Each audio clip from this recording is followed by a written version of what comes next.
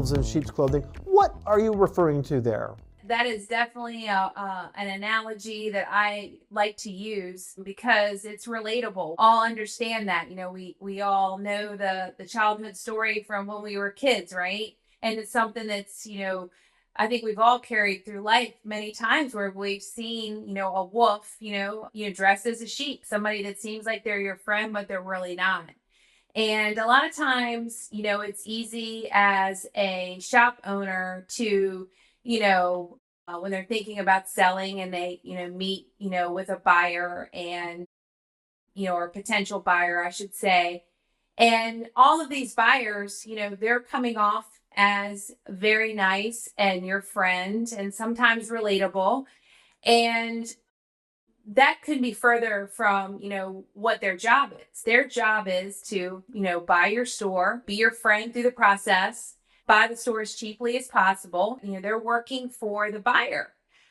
And it's easy when to get confused with that they're not your friend, that they are a wolf's in sheep's clothes, if you will, because they are appearing to be your friend. They are appearing to try to be in your best interest, and they're calling you and asking about your family and asking about your dog and things like that. In all reality, at the end of the day, they're just trying to buy your shop as cheaply as possible, as quickly as possible, and as efficiently as possible. And quite frankly, when the deal is over, you're not going to hear from them again. That friendship is gone because it never was a friendship. And then many times I've seen this play out over and over again where people have trusted the person they're working with to be their friend, that they're in their best interest.